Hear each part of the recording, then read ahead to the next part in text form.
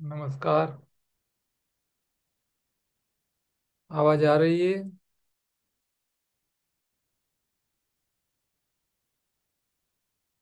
हाँ सर, आ रही है। हाँ सर, आ रही है। आ रही है। धन्यवाद। पिछली बार हम कहाँ थे? आज क्या लेने का था, कुछ बात हुई थी?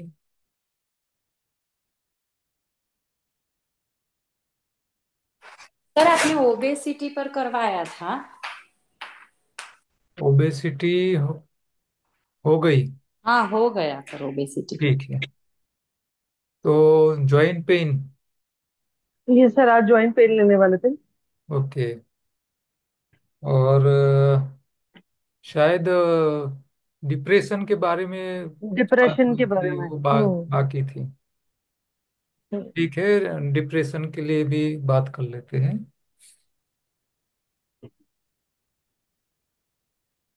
डिप्रेशन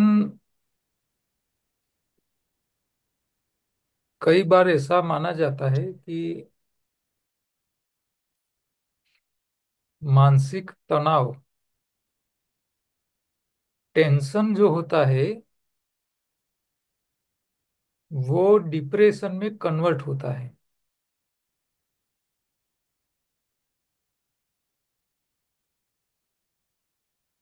तो जो लोगों को ज्यादा मानसिक स्ट्रेस रहता है, मानसिक काम करना पड़ता है,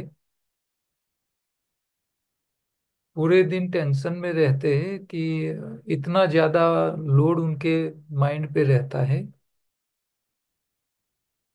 फिर वो डिप्रेशन में कन्वर्ट हो जाता है।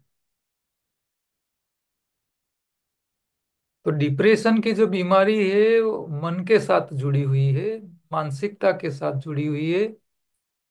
शरीर के साथ उसका कुछ लेना देना नहीं है। लेकिन जब मानसिक लोड ज्यादा बढ़ जाता है और जब वो डिप्रेशन में कन्वर्ट हो जाता है, तब जाके उनके शरीर की सारी सिस्टम्स के ऊपर उसकी इफेक्ट शुरू हो जाती है। फिर शरीर की सिस्टम्स शरीर की सिस्टम की वर्केबिलिटी भी इफेक्ट होती है, उसके वर्किंग के ऊपर इफेक्ट आ जाता है। कई बार ऐसा देखा जाता है कि भाई थोड़े दिन के लिए बहुत टेंशन के दिन रहते हैं, लोड ज्यादा होता है। ऐसे टाइम पे कई लोगों का डायबिटीज भी बढ़ जाता है। बीपी तो बढ़ता ही है। सबसे पहली इफेक्ट होती है बीपी के ऊपर। बीपी के साथ साथ उसके हार्ट बीट पे इफेक्ट आती है। तो ज्यादा लोड से हार्ट बीट भी बढ़ जाते हैं, बीपी भी बढ़ता है, डायबिटीज के ऊपर इफेक्ट आ जाती है। क्योंकि डिप्रेशन के कारण, मानसिक तनाव के कारण जो ऑर्गेन को जो इंसुलिन सिक्रेशन करना चाहिए, पेंक्रियास जैसे को या दूसरी जो ग्रंथियां है शरीर के अंदर, वो जब नहीं कर पाती है सही तरह से, तब डायबिटीज जैसी बीमारी से लेके अनिद्रा तक की समस्या आ जाती है। तो डिप्रेशन एक अकेली बीमारी नहीं है, इसके साथ कई प्रकार की सिम्टम्स साथ में ही जुड़ जाती है। तो यहाँ डिप्रेशन को मैं ऐसा कह सकता हूँ कि ये व्यक्ति की खुद की क्रिएट की हुई बीमारी है। उसको मैं उपाधि ही कहता हूँ।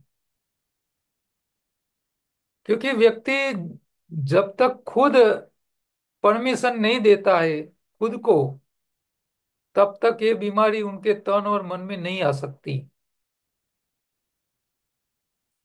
व्यक्ति खुद उसको इनवाइट करता है, आ जा भैया, मेरे सर पे आ जा, मेरे बॉडी में आ जा, खुद बुलाते हैं। तो ये उपाधि के अलावा कुछ नहीं है।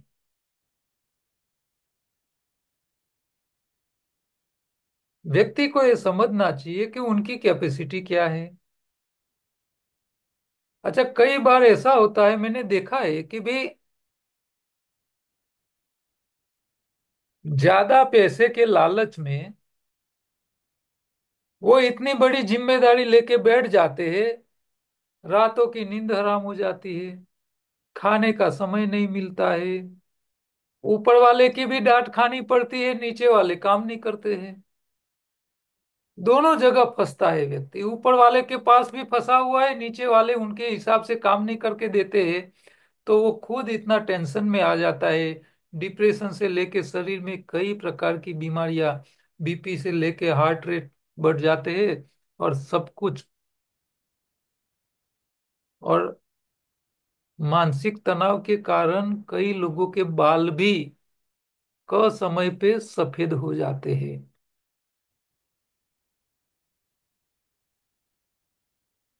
क्यों हुआ?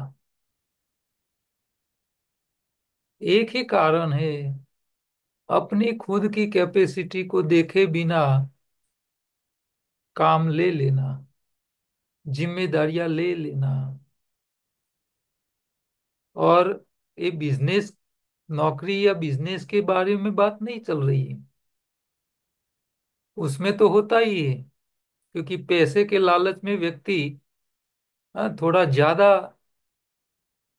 अपेक्षा के लिए ज्यादा टेंशन वाला काम ले लेता है।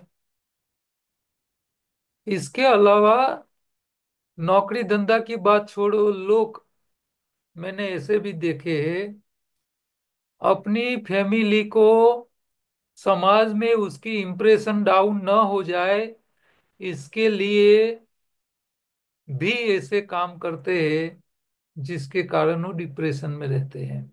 बाहर अच्छा दिखावा करने का, घर आके इतना टेंशन में रहता हो, सही तरह बोल भी नहीं सके। कई फैमिली मेंबर्स में भी मैंने देखा है कि बड़ा हो छोटा हो, छोटा बड़े के सामने गलत चीज को गलत बोलने की ताकत नहीं होती है, और टेंशन में रहता है, बोल नहीं सकता है, अपने माँ बाप के सामने नहीं बोल सकते हैं। और खुद,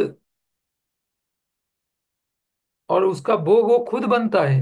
दूसरे को तो दूसरे को पता भी नहीं होता है कि हमारे कारण वो इतना टेंशन में है। ऐसे लोग भी मैंने देखे हैं। एक लड़की ऐसी मिली थी मुझे, उनकी शादी उनके फादर ने जहां तय की वहां कर ली। लड़का पीने वाला था, शराबी था, तंबाकू खाता था, सारे काले धंधे करता था। लेकिन एक ही कारण किया उन्होंने, मैं मेरे मम्मी पापा को कुछ कह नहीं सकती थी। उन्होंने जो देखा, जहां बताया, मैंने कर लिया, बस बात खत्म। अब हो तो गया, लेकिन उसकी जिंदगी इतनी टेंशन में जाती थी।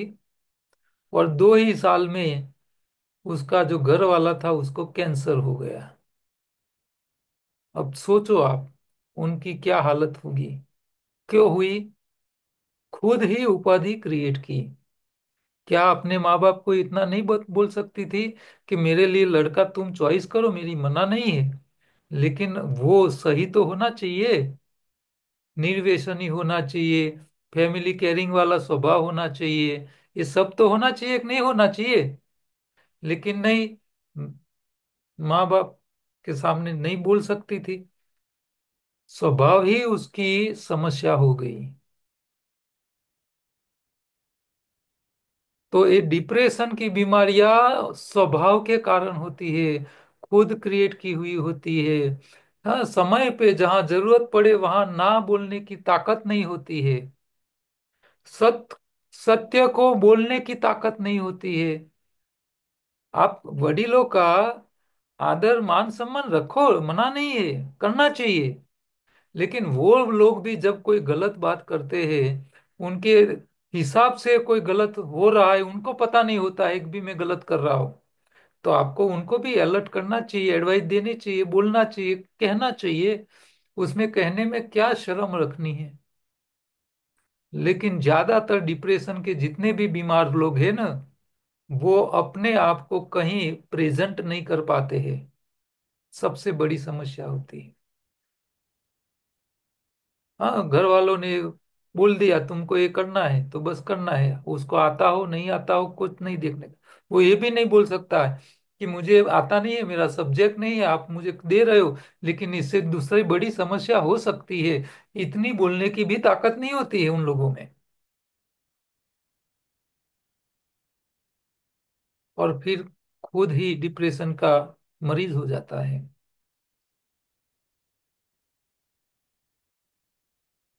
तो यहाँ शारीरिक समस्या कम है, मानसिक समस्या ज्यादा है। मानसिक समस्या इसी कारण है कि वो जो एटमॉस्फेयर में वो बड़ा हुआ है, उनको जो सिखाया जाना चाहिए, सही गलत को पहचानने की ताकत होनी चाहिए, और जहां जरूरत पड़े सही गलत बोलने की ताकत होनी चाहिए, समय पे ना बोलने की आदत होनी चाहिए, चाहे कोई भी व्यक्ति हो, बड़ा भी व्यक्ति कोई भी क्यों ना हो, उसके सामने भी जरूरत पड़े तब ना बोलने की ताकत होनी चाहिए।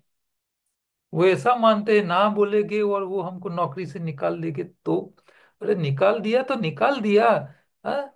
वो प्राणी, अनपढ़ प्राणी भी भूखे नहीं मर जाते हैं, तो तुम क्या भूखे मर जाओगे क्या? इतनी ताकत नहीं है कि अपना पेट भर सको तुम, और गुलामी कर रहे हो। ऐसे लोगों का तो कोई मतलब ही नहीं है। मजदूरी करोगे, पेट तो भर पाओगे कि नहीं भर पाओगे? गुलामी करने की क्या आवश्यकता है? गुलाम हो के जीते हैं, और डिप्रेशन का भोग बन के जीते हैं।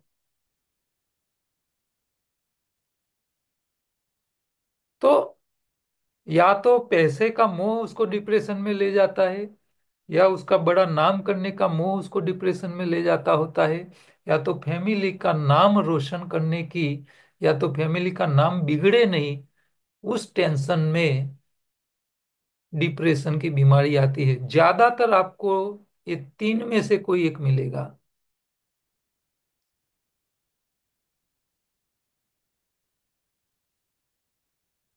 तो ये सेल्फ क्रिएटेड डिजीज है।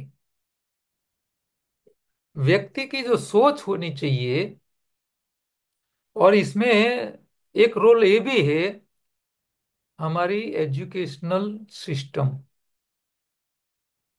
हमारी शैक्षणिक व्यवस्था ऐसी है कि वो व्यक्ति का गढ़तर नहीं कर रही है, एक पैसा कमाने का मशीन बना रही है। और कुछ नहीं है, फैमिली के लिए एक ही है, बस मेरा बेटा बड़ा हो जाएगा, बेटा डॉक्टर हो जाएगा, बड़ा इंजीनियर हो जाएगा, हाँ आईपीएस आईएएस हो जाएगा, और पैसा कमाने लगेगा। उनको ये पता नहीं है कि ये मशीन की हालत क्या है, पैसा कमाने वाली मशीन की। पेरेंट्स की भी जिम्मेदारी हो, अपने बच्चों के पास वो खुद नहीं कर पाए हैं, वो बच्चों के पास उम्मीद रखते हो? पहले खुद तो बना करो। आप नहीं कर पाए हो तो बच्चे के पास क्यों उम्मीद रखते हो?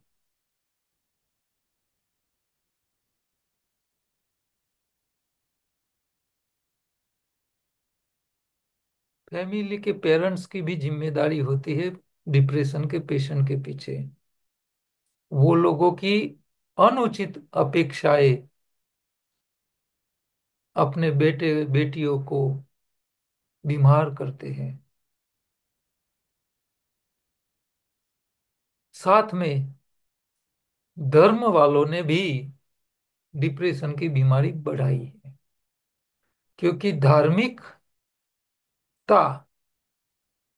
व्यक्ति के जीवन में किस प्रकार की धार्मिकता होनी चाहिए, धर्म क्या है, उसका सही पालन क्या है, किस तरह बिहेव होना चाहिए, कितनी नीतिमत्ता होनी चाहिए जीवन में, कितनी जीवन के लिए अपेक्षा होनी चाहिए, जीवन के लिए क्या क्या चाहिए क्या क्या नहीं चाहिए, ये सारी बातें धर्म के साथ जुड़ी हुई है। वो नॉलेज डिप्रेशन के पेशेंटों को दिया ही नहीं गया होता है। उनको बताया ही नहीं गया है कि भी तुम्हारी जिंदगी का मतलब क्या है, कैसे जिंदगी जीना है, कितने पैसे चाहिए, रात को नींद आए या ना आए, इस तेरा काम ऐसा होना चाहिए कि भाई काम करके ऑफिस से घर आए नींद आ जानी चाहिए।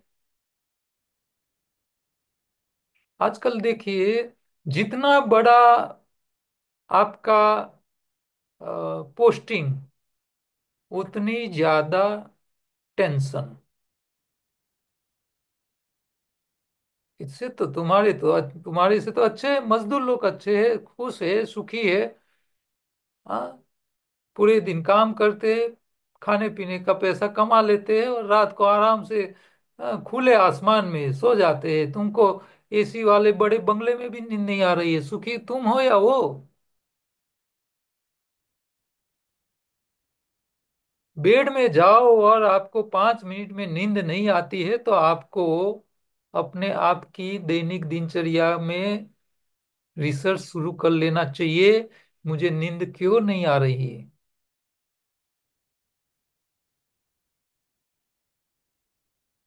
सवाल अपने आप को करो। आपको नहीं आ रही है नींद तो आपको ही उसके पीछे की वजह ढूंढनी पड़ेगी। मैं ऐसा क्या कर रहा हूं जिसके कारण मुझे नींद नहीं आ रही है।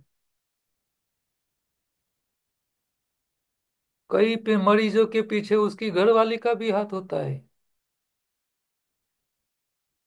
घरवाली को पता ही नहीं होता है मेरे घरवाले को कितना टेंशन है, कितना उसके माथे पे डेबिट चल रहा है, कितने लोगों का पैसा उधार ला के मेरा घर का और मेरी फैमिली का खर्चा उन्होंने ला ला के खर्च किया है।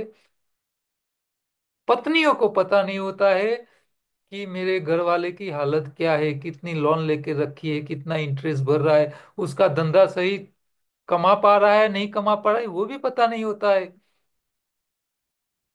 बस आज सोसाइटी में नीचे बर्थडे है तो बड़ी गिफ्ट ला के देनी पड़ेगी।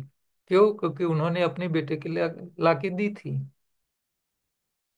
अब घर वाले की हालत क्या है घर वाले को जानता है।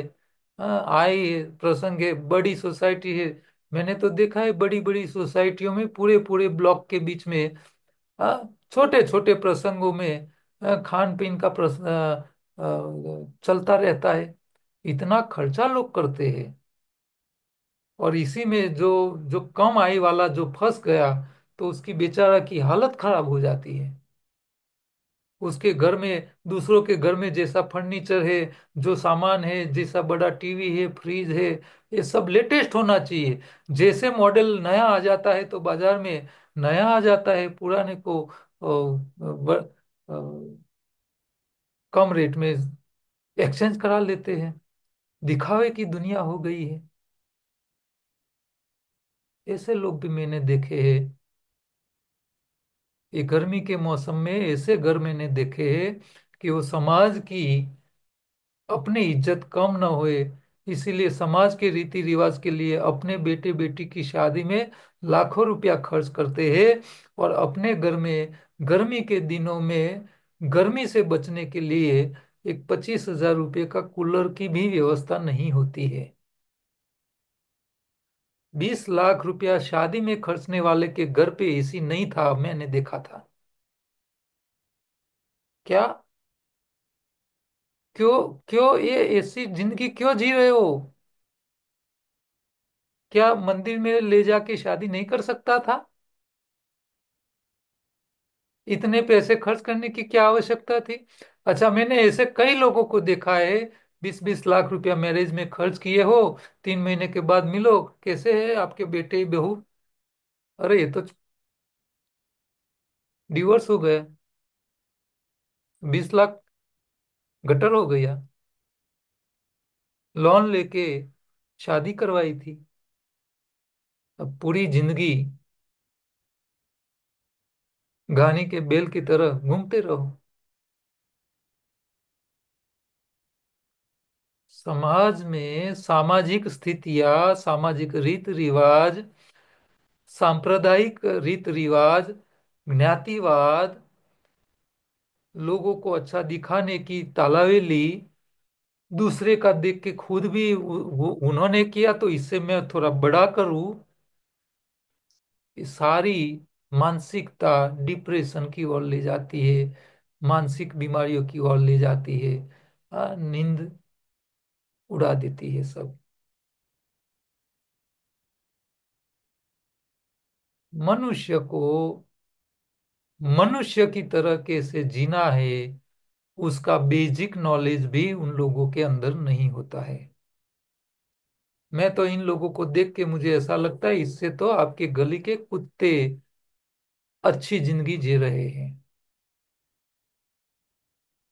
कुत्तों से भी बढ़तर जिंदगी होती है उन लोगों की।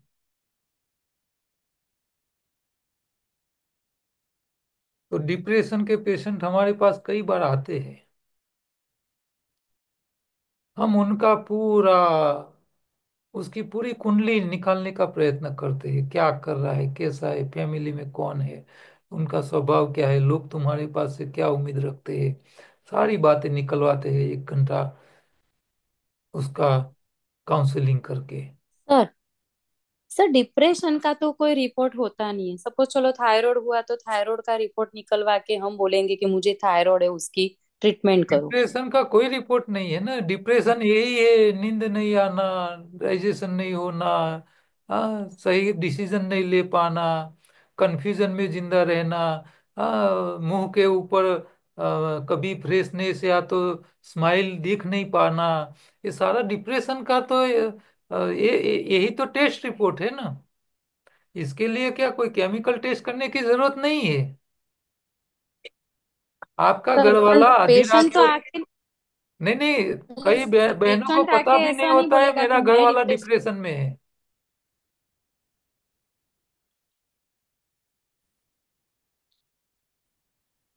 हाँ अब सर, वो हमें नॉर्मल तय करना पड़ेगा ना एब कि भाई नॉर्मल इसको ये बिहेवियर, देखो कैरेक्टरिस्टिक है तो वो देखो डिप्रेशन में है। देखो, व्यक्ति का जब उसका बिहेवियर एब नॉर्मल दिखने लगे, कि रेगुलर आपने जब देखा हो और थोड़े दिन के अंदर उसका बिहेवियर आपको कुछ चेंज दिखाई दे रहा हो, तो आपको समझ लेना कि वो कोई मानसिक तनाव में है। अच्छा, कई बार व्यक्ति सामने वाली व्यक्ति के साथ आंख मिला के भी बात नहीं करता हो तो वो डिप्रेशन का मरीज हो सकता है, और खास करके अपने घर वालों के सामने। आपको अलर्ट हो जाना चाहिए कि भाई हर रोज अपनी आंख को आंख मिला के बात करता था, थोड़े दिन से वो आंख नहीं मिला रहा है, तो आपको अलर्ट हो जाना चाहिए कि यहाँ कहीं ना कहीं कहीं गड़बड़ है। चाहे कहीं चक्कर में फंसा है, चाहे कोई पैसों में फंसा है, चाहे कहीं लंगस लग गया है, कहीं कुछ ना कुछ तो गड़बड़ी है। उसके पीछे जांच शुरू हो जानी चाहिए, उसको पता ना चले इसी तरह।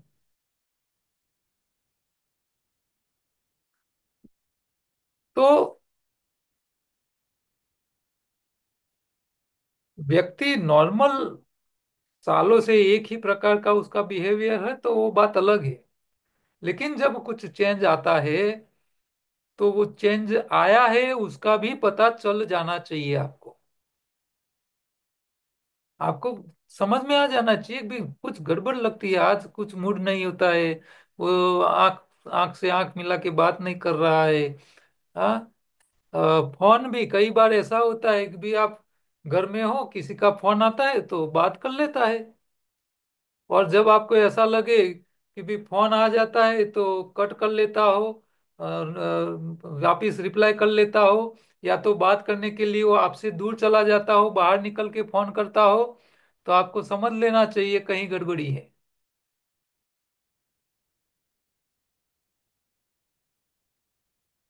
कहीं फंसा है व्यक्ति। तो रियलिटी क्या है? ये बीमारी का एक ही उपाय है, जिसके कारण समस्या खड़ी हुई है वही कारण का समाधान निकालो। उसका उसकी कोई दवाई नहीं होती है। उस इसमें डाइट का या इसी का कोई कोई रोल नहीं है कि भाई डाइट आप अच्छा कर लोगे तो डिप्रेशन की बीमारी चली जाएगी। नहीं चली जाएगी। क्यों? लोड इतना करके बैठा है, इंटरेस्ट पेड इतना कर रहा है, सामने आमदनी आमदनी है ही नहीं। आप कुछ भी कितना सारा पूरा कच्चा खिलाओगे तो भी उसका ठिकाना, पैसा थोड़ा बढ़ जाने वाला है। हाँ, बैंक का लोन थोड़ी कम हो जाएगी अपने आप, नहीं होने वाली है। लेकिन सही सोच के लिए सही भोजन जरूरी है। व्यक्ति का जब भोजन अच्छा होता है ना, तो गलत डिसीजन नहीं लेता, लोभ लालच मोह में फंसता नहीं है, ये बात भी पक्की है। तो यहां प्रिवेंशन के लिए आप काम कर सकते हो। लेकिन एक बार जहां फंस गया है,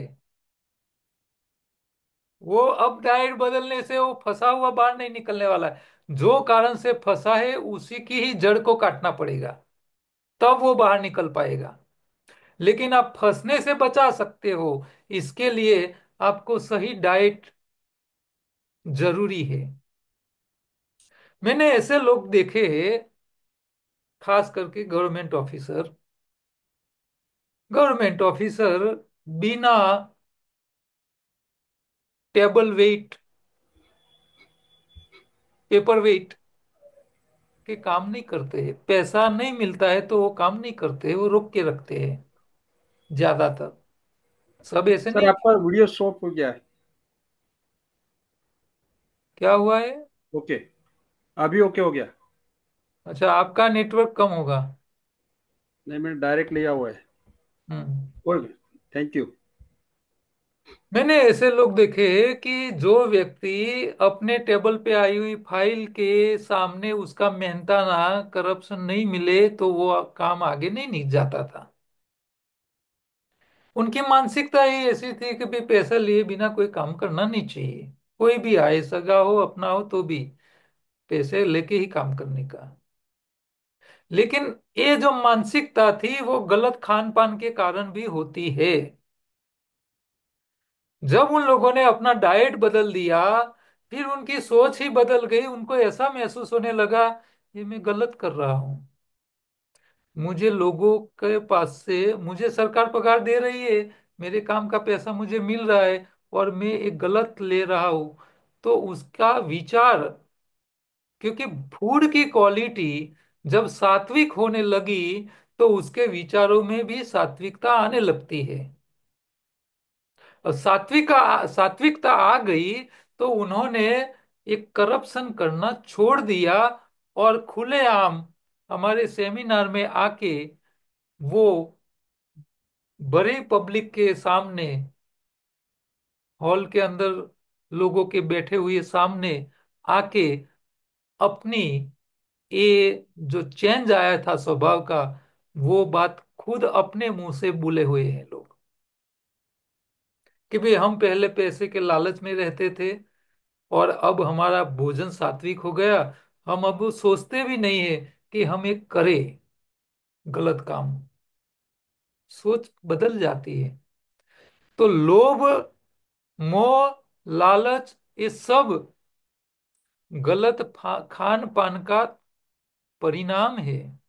आप देखिए, नॉन वेज खाने वाले लोग जितने भी आतंकवादी होते हैं, वो क्या सात्विक फूड खाते होंगे?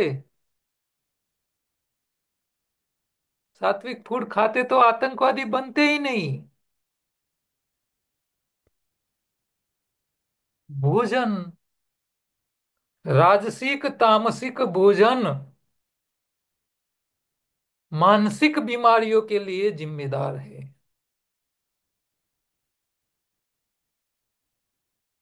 तो भोजन में सात्विकता ये प्रिकॉशन के लिए, प्रिवेंशन के लिए काम आती है।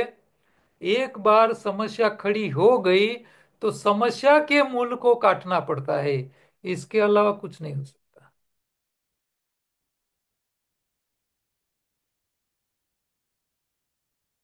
क्योंकि ये लंबी प्रोसेस होती है। ऐसा नहीं है भाई आप दवाई दे दो उसकी विचार बदल जाएंगे, ऐसा नहीं है। हाँ, धीरे धीरे सात्विकता जैसे जैसे बढ़ती जाती है, तो ये लोभ लालच मोह माया के लिए जो काम कर रहा है उसमें जो अपना समय बिताता था वो कम होने लगता है। फिर मनुष्य को संतोष होने लगता है। फिर वो गलत तरीके से पैसे कमाने के रास्ते से पीछे आ सकता है। लेकिन जो रास्ता काट चुका है वो तो रास्ते को ही काटना पड़ेगा, समस्या के मूल को ही काटना पड़ेगा तब जाके। क्योंकि फंस गया है व्यक्ति जहां, उसका तो उपाय क्या है? फंसे नहीं, इसके लिए ज्यादा काम करने की जरूरत है। तो अलर्टनेस, सात्विक फूड, घर के अंदर धार्मिक वातावरण, धर्म ने बताए हुए जो रास्ते हैं, भगवान की प्रार्थना, चैरिटी, उपवास, ये तीनों का अमल एक साथ जब होगा तब ऐसी मानसिक समस्याओं से व्यक्ति बच सकता है और बाहर आ सकता है। तो फूड के साथ ये सब साथ में जरूरी है, तो इसका परिणाम अच्छा मिल सकता है और मिलता है। डिप्रेशन के अंदर ज्यादातर लोगों की एक बड़ी सिम्टम्स ये होती है, नींद नहीं आना। ज्यादातर डिप्रेशन के पेशेंटों को नींद की समस्या होती है, नींद नहीं आती होती है। तो उनका नींद समस्या खड़ी है, लेकिन नींद आ जाए, नींद आने से भी डिप्रेशन में कमी आती है। तो इसके लिए आयुर्वेद में एक वलेरियन नाम की औषधि होती है। वो औषधि का एक्सट्रैक्ट का कैप्सूल लेने से वो ऐसी दूसरी नींद दिलाने वाली गोली जैसी नहीं होती है जो डॉक्टर प्रिस्क्राइब करते हैं कि भी ये गोली नींद के लिए ले लो। ऐसी नहीं है कि भी उन्होंने ले ली और उसको को नींद आ जाए। ये गोली ऐसी नहीं होती है, गोली ऐसी होती है, वो हर्बल होती है। और वो हर रोज लेने से उनके जो नींद के लिए जो केमिकल्स चाहिए, जो अंतःस्राव अ, जरूरी होता है, वो नहीं प्रोड्यूस होता है, तब उनकी नींद नहीं आती है। तो उसका जो बैलेंस करता है, तो धीरे धीरे करके हफ्ते 10 दिन में उसको नॉर्मल नींद आनी शुरू हो जाती है। ये लेकिन ये जो है ना वो टेम्पररी इलाज है। आप एलोपैथी डॉक्टर की नींद की दवा खाओगे तो नुकसान ही है। नींद की दवा खा के कभी सोना नहीं चाहिए। शरीर सर, खुद थकना चाहिए, शरीर को खुद को नींद आनी चाहिए। तो एक बार ये गोलियां थोड़े टाइम लेने के बाद जब नींद नॉर्मल हो जाए तो वो छोड़ सकते हैं ना? वो- तो वो साइकिल तो बैठ लेकिन गया ना। लेकिन गोली का डोज लिया तो उसकी इफेक्ट तो मिलेगी ही, नींद आएगी। लेकिन हाँ, नींद नहीं आने की जो मूल कारण थी, जो जड़ हाँ, है बीमारी की, हाँ। का तो सॉल्यूशन लाना पड़ेगा।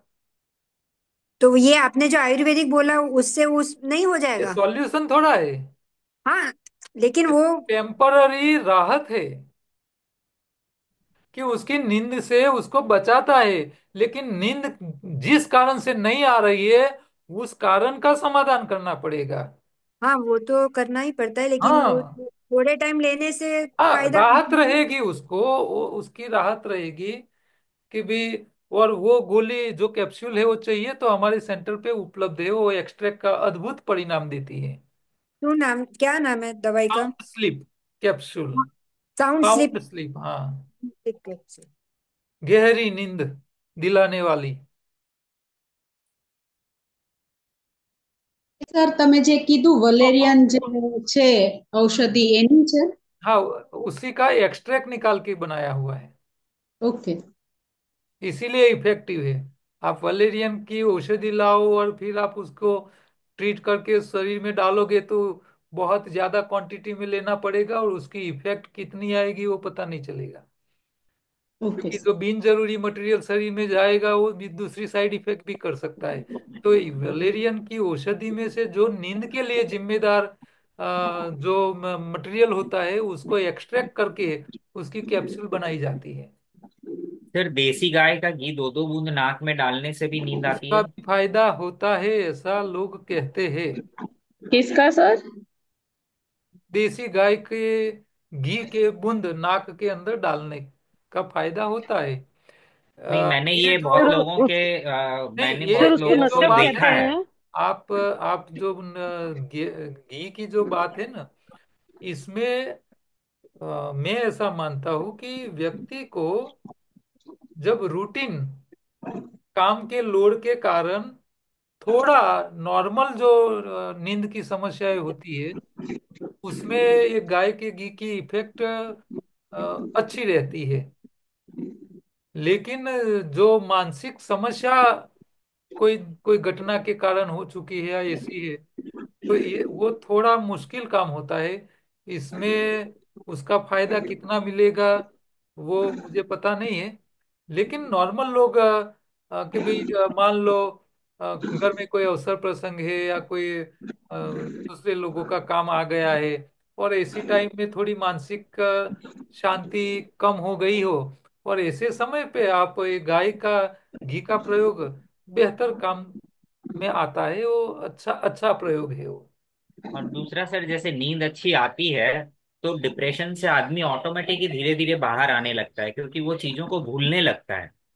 वो सही है। बोले मैं ये कह रहा हूँ कि जब नींद आती है ना तो उसका थोड़ा पॉजिटिव इफेक्ट आने लगता है।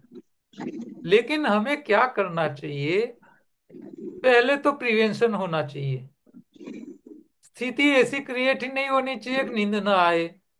तो अपने व्यवहार में अपने काम धंधे में अपने नीतिमत्ता या धर्म या जो भी है अपनी दैनिक दिनचर्या से लेके काम धंधे में ऐसे काम करने के ही नहीं चाहिए जिसके कारण हमारी नींद खलेल पड़े नींद में समस्या आए मानसिक बीमारी आए और डिप्रेशन में पेशेंट व्यक्ति पहुंच जाए। ऐसा काम ही नहीं करना चाहिए।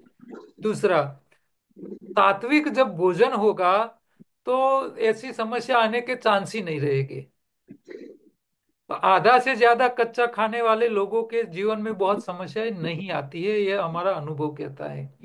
दूसरा आ गया है तो उसके लिए जो हथियार है जैसे आपने बोला कि भी गाय का घी का प्रयोग करो।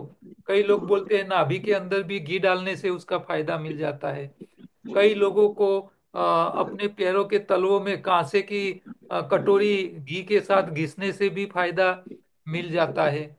जो भी ट्रीटमेंट करने से आपको अच्छा रिजल्ट मिलता हो तो वो करो इसका कोई प्रॉब्लम नहीं है। लेकिन जो रियल समस्या है वो है मन की इंद्रियों की गुलामी। वो रियल समस्या है। तो वो समस्या સર કોઈનું आप મ્યુટ કરવાનું બાકી છે, થોડો અવાજ વધારે આવે છે ત્યાંથી, તો જરા મ્યુટ કરાવશો પ્લીઝ? क्या हो रहा है મ્યુટ કોઈનું નથી ને, તો ત્યાંથી અવાજ આવે છે બહુ. तो ज्यादातर डिप्रेशन वाले मानसिक बीमारी वाले लोगों को प्रॉब्लम जो होते हैं वो इंद्रियों की गुलामी के कारण होती है। मन का मक्कम व्यक्ति जो होता है ना वो अपना बड़ा अपना सेठ होता है मान लो जिन्होंने उसको नौकरी दी है। लेकिन मन का मजबूत व्यक्ति होगा ना तो गलत बात को अपने सेठ को भी अपने उनके मुंह पे बोल देगा कि भाई सेठ ये बात गलत है। लेकिन मन की ताकत होनी चाहिए उसकी तब जाके वो बोल सकता है। तो जो लोग मन जिनका मन इंद्रियों का राजा है उन लोगों को ये समस्याएं कम आती है। वो डरते नहीं है कि भी मैं बोलूंगा उसको गलत लग जाएगा और मेरे पे एक्शन कर लेगा और मेरी जिंदगी खराब हो जाएगी। ऐसे डरते नहीं है। मन के मजबूत लोग कभी डरते नहीं है।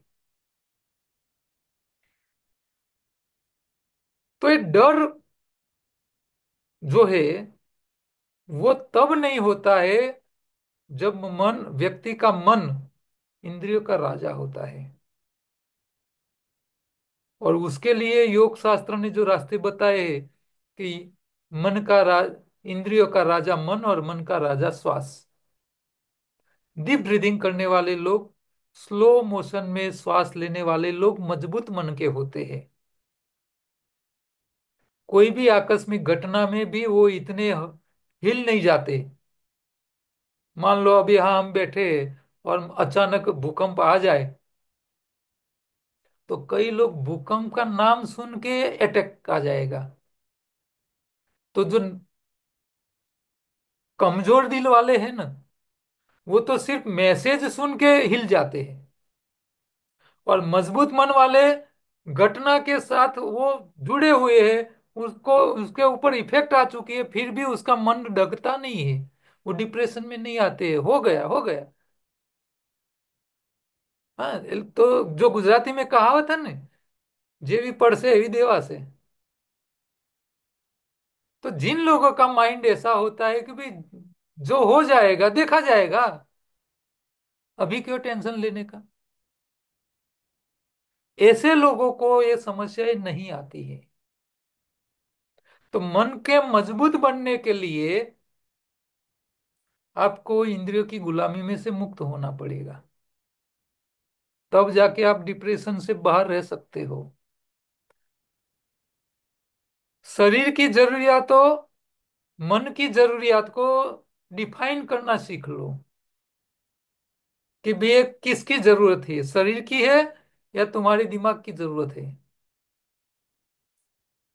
जो व्यक्ति ये भी डिफाइन कर सकते हैं उन लोगों को भी समस्याएं नहीं आती हैं। कोई भी काम क्यों कर रहे हो आप, पहले तो अपने आप को पूछो। जब भी कोई काम करना है तो पहले अपने आप को सवाल करो, मैं ये क्यों करूं। जब व्यक्ति अपने आप को सवाल करता है ना, तो उसका अंतरात्मा उसको जवाब देता है। और अंतरात्मा बोलता है कि भाई तेरा पेट नहीं भर रहा है, तुमको रात को सही नींद नींद की जरूरत नहीं है क्या, नींद सोना नहीं है आराम से, क्यों झमेला खड़ा खड़ा कर रहा है। जब वो अपने आत्मा को पूछेगा, अपने आप को पूछेगा कि मैं ये क्यों कर रहा हूं, तो जब आप अपने आप को सवाल करते हो ना, तब आप खुद को जवाब नहीं देते हो, आपका अंतरात्मा आपको जवाब देता होता है। क्योंकि आपको तो पता ही नहीं था जवाब का, ये सवाल का जवाब क्या है आपको पता नहीं है, इसीलिए आप अपने आप को पूछते हो। तो जब आप अपने आप को पूछते हो ना, तो उसका जवाब आप नहीं दे रहे हो, आपका अंतरात्मा देता है। और जो व्यक्ति अपने अंतरात्मा को सुनने की आदत में होता है, उन लोगों के जीवन में कभी कोई डिप्रेशन, मानसिक बीमारियां या दुख, दुख क्या है वही है, दुख ज्यादातर मन से जुड़ा हुआ है। वो मानसिक बीमारी है, दुख मानसिक होता है। शारीरिक दुख बहुत कम होता है। शारीरिक दुख सिर्फ और सिर्फ एक्सीडेंट में होता है। शरीर के साथ कोई अकस्मात हो जाता है तब शरीर के साथ दुख होता है। बाकी जितने भी दुख हुए एक्सीडेंट के अलावा, शरीर के ऊपर कोई घाव लग जाता है तब जो पेन होता है वही रियल दुख है, शारीरिक दुख। बाकी जितने भी जीवन के दुख है वो सारे दुख मन के दुख होते हैं, शरीर के कोई नहीं होते हैं। तो जब आपका अंतरात्मा बोले कि भाई अभी तेरी उम्र है क्या ये सब लेने की, अब 60 का हो गया है, अब तुझे भगवान की ओर नजर डालनी है, तुमको चैरिटी करने का समय आ गया है, और पीछे पैसे के पीछे भाग रहा है। अंतरात्मा बोलता है, लेकिन हमारे कान, जब अंतरात्मा बोलता है तो हम अपने कान को बंद कर लेते हैं, खुद ही बंद कर लेते हैं। और जो अपने अंतरात्मा को सुनते नहीं है, वही लोग परेशान है, वही संसार में दुखी है। ये कलयुग उन लोगों के लिए है जो अंतरात्मा को नहीं सुनते हैं। बाकी व्यक्ति को चाहिए क्या? कपड़े चाहिए, खाना चाहिए, घर चाहिए, घर वाली चाहिए, और आज के जमाने में गाड़ी चाहिए छोटी सी। और क्या चाहिए? रोटी, कपड़ा और मकान के अलावा क्या चाहिए? क्या आप करोड़ों इकट्ठा करोगे तो क्या दूसरे जन्म में साथ में ले जाने वाले हो? क्यों इकट्ठा कर रहे हो?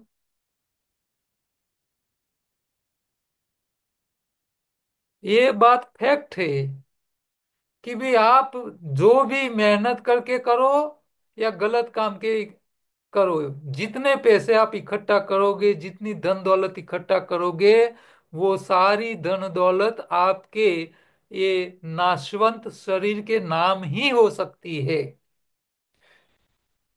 जैसे आपका शरीर खत्म हो गया, आपका मृत्यु हो गया, तो वो सारी शरीर के नाम की जितनी भी प्रॉपर्टी है उसी के वारसदार के नाम ही ट्रांसफर होने वाली है। आप यहाँ से मर जाओगे, आपका आत्मा निकल जाएगा, आप सूक्ष्म जगत में चले जाओगे थोड़े समय के लिए, और जहां मौका मिला वहां नया जन्म ले लोगे, पुनः जन्म हो भी जाएगा, तो भी वो आपने पिछले जन्म में जितने पैसे इकट्ठा किए उसकी एक फूटी कोड़ी भी मिलने वाली नहीं है। वो आपके पास आने वाली नहीं है। ये पहले नजर में रख के ही सब काम किया करो।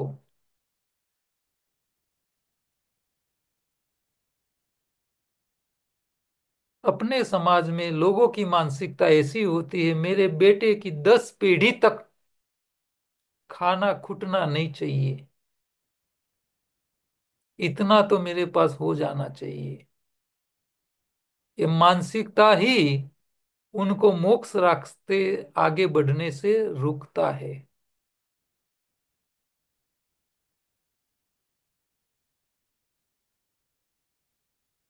तो पहले हर कर्म में, कोई भी काम करने के लिए निकलो, तो पहले अपने आप को पूछो, मैं क्यों कर रहा हूं, किसके लिए कर रहा हूं, कितना करने की जरूरत है, कैसे करने की जरूरत है। जिस तरह भोजन में मैं सवाल करवाता हूं ना, क्या खाना है, कब खाना है, कितना खाना है, कैसे खाना है, ये सारे सवाल एक काम के लिए भी पूछो। क्यों कर रहा हूँ, किसके लिए कर रहा हूँ, कितना करने का है, हाँ? कैसे करना है, सारे सवाल वहां भी किया करो। आपका अंतरात्मा सारा जवाब दे देगा।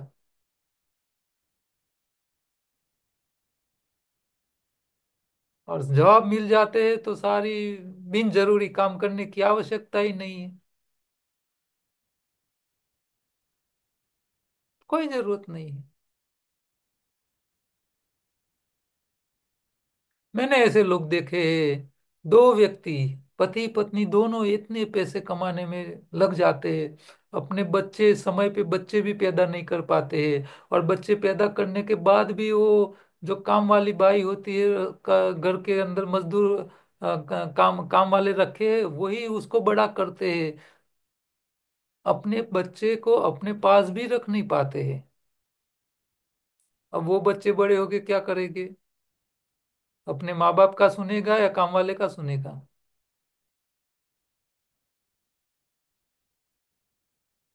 क्यों कर रहे हो भैया? एक व्यक्ति पुरुष में इतनी ताकत नहीं है अपनी फैमिली को जिंदा रख सके? क्या उसका घर पालन पोषण कर सके, उतनी ताकत नहीं होती है क्या?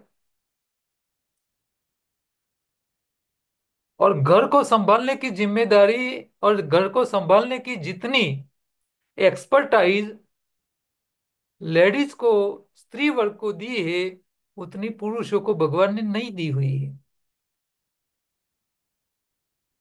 तो घर, बच्चे, फैमिली, सबको, बहनों को संभालना चाहिए। उसकी वो एक्स्ट्रा एक्सपर्टाइज होती है, बाय बर्थ होती है, बाय नेचर होती है। तो मैं ऐसा मानता हूं कि जिनके घर के अंदर पैसों की आर्थिक समस्या हो, उनके घर की फीमेल को ही पैसा कमाने के लिए कोई काम करना चाहिए। और मान लो उनको ने अच्छी कोई पढ़ाई की है और करने की इच्छा है, तो पैसे के उद्देश्य से नहीं होना चाहिए। पैसे की जरूरत नहीं है तो सोशल एक्टिविटी के रास्ते उसके उद्देश्य के साथ उसको काम करना चाहिए। और वो भी आधे दिन से ज्यादा काम नहीं करना चाहिए। उनका आधा दिन अपने फैमिली के लिए होना चाहिए और आधा दिन, घर को पैसे की जरूरत नहीं है तो जो पैसा कमाए आधे दिन काम करके, वो पैसे से अपने हिसाब से जो भी चैरिटी करनी है या दान दक्षिणा करनी है या धार्मिक क्रिया करनी है, जो भी सामाजिक काम करने हैं, उसके पीछे उसको खर्च करना चाहिए। जरूरत नहीं है तो पैसों की, लेकिन आधे दिन से ज्यादा काम नहीं करना चाहिए।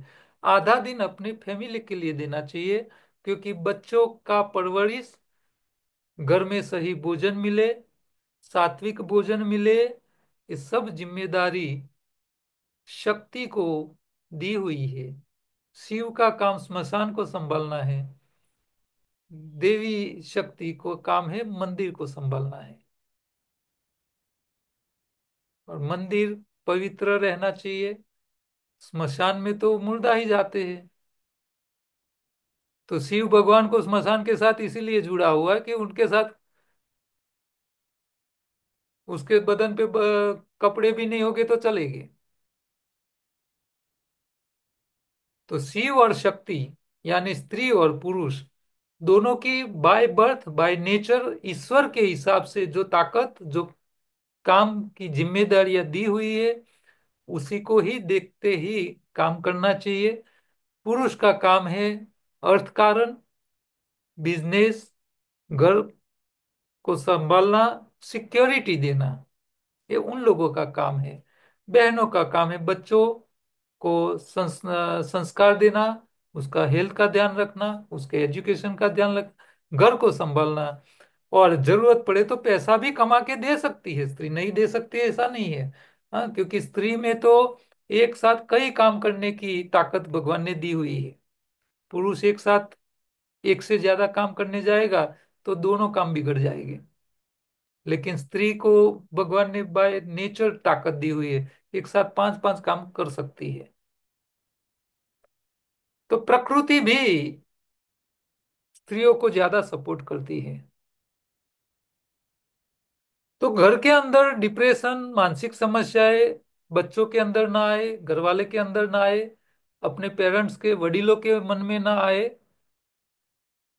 ये सब देखना स्त्रियों का काम है। और स्त्री की नजर ऐसी होनी चाहिए कि बच्चा कोई एबनॉर्मल बिहेव कर रहा है, घर वाला कुछ कर रहा है, घर के वडील कुछ कर रहे हैं, तो उसको तुरंत तुरंत पता चल जाना चाहिए कि आज उसके मन में कुछ है। तो उसका वो मन में जो भी प्रॉब्लम है वो बाहर निकलवा दे, तो उनका समाधान हो जाए।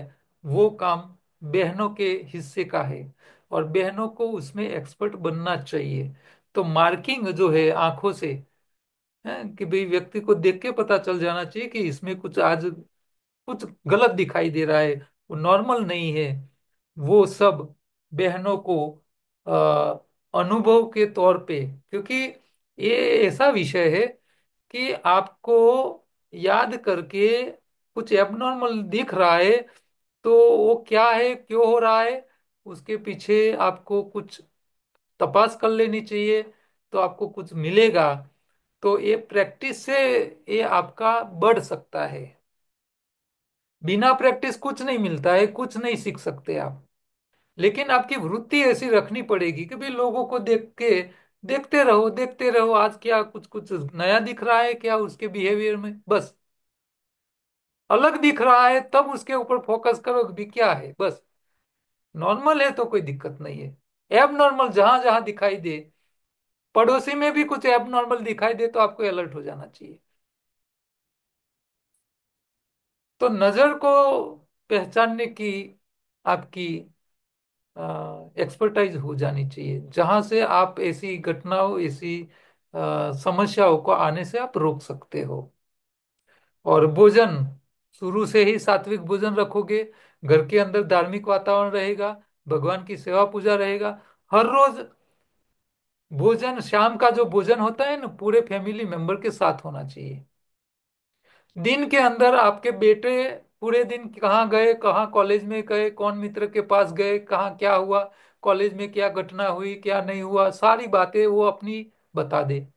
घर वाला अपने बिजनेस की, नौकरी की, ऑफिस की बातें बताएगी, आज इतना हुआ, ये हुआ था, ऐसी कुछ अचानक कोई आकस्मिक घटना बनी थी, ऐसी समस्या आई थी, या कुछ अच्छा ऑफिस में हो गया था, तो उसके बारे में बताए। और बहनें अपने घर में कोई समस्या आई है, अड़ोस पड़ोस में, सोसाइटी में कोई कुछ घटना बनी है, तो उसके बारे में चर्चा करें। सब लोग एक दूसरे की समस्याओं को सुनते हैं, तब एक दूसरे की जीवन के साथ जुड़ी हुई बातें एक दूसरे को समझने का मौका मिलता है। तब जाके लोगों को, घर के सारी फैमिली मेंबर्स को पता चलता है कि भाई घर क्या है, पड़ोसी क्या है, सोसाइटी क्या है, समाज क्या है, कॉलेज क्या है। ये सब का नॉलेज उनको मिलता है।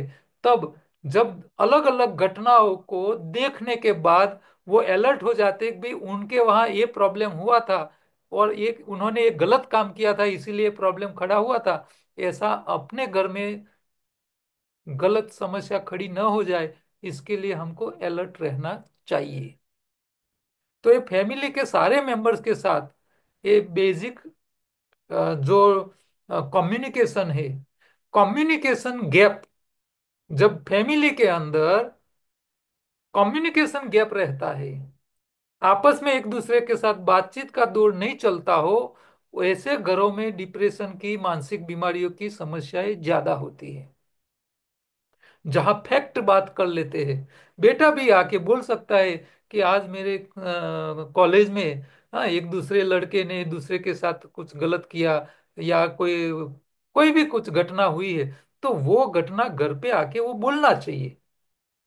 वो बोलेगा तो उसकी चर्चा होगी, चर्चा होगी तो वो बेटा भी समझ, उसको, लड़के को पता चल जाएगा कि मुझे ऐसे काम नहीं करने हैं जो मेरे दोस्त ने किए थे। तो वो अलर्ट रहता है, वो कहाँ जाके आए। अच्छा, कई पेरेंट्स तो ऐसे होते हैं, उनका लड़का कौन सी कॉलेज में जा रहा है, उसके कौन दोस्तार है, उनके दोस्तार के पेरेंट्स कौन है वो भी पता नहीं होता है। अपने बेटे के मित्र कौन है, फ्रेंड्स कौन है, कहाँ जाता है, आधी रात को क्यों आ रहा है। अच्छा, जो लड़का अपने मोबाइल का लोकेशन शेयर करने से मना करता हो आपको, तो वो मान लेने का वो आपसे कुछ छुपा रहा है। आपका बेटा कहाँ घूम रहा है, आप कभी भी आधी रात को भी आपको पता होना चाहिए कि मेरा बेटा यहीं अभी खड़ा वहां है। उसका मोबाइल आपको बता दे कि वो यहाँ खड़ा है, और वो शेयर करने में आपके बेटे को कोई शर्म नहीं होनी चाहिए, क्योंकि वो छुपाता नहीं होगा, तो वो शेयर करने के लिए राजी रहेगा कि मेरा मेरा फादर, मेरी मम्मी, मैं कहाँ हूँ अभी, वो उसको पता होना चाहिए। और वो उसको पता होए तो इसमें मुझे कोई दिक्कत नहीं होनी चाहिए, वो बेटे की मानसिकता रहनी चाहिए। तो वो बेटा कभी गलत नहीं करेगा। लेकिन जो बेटा ऐसा बोलेगा कि नहीं, मेरे मोबाइल का से लोकेशन तुम ट्रेस नहीं कर सकते, ऐसे बच्चों से आपको अलर्ट रह जाना चाहिए। उनके पास से आपको ज्यादा उम्मीद भी नहीं रखनी चाहिए कि वो आपकी जिंदगी में आपको सुख देंगे। वो उम्मीद छोड़ देनी चाहिए, उसी टाइम से छोड़ देनी चाहिए।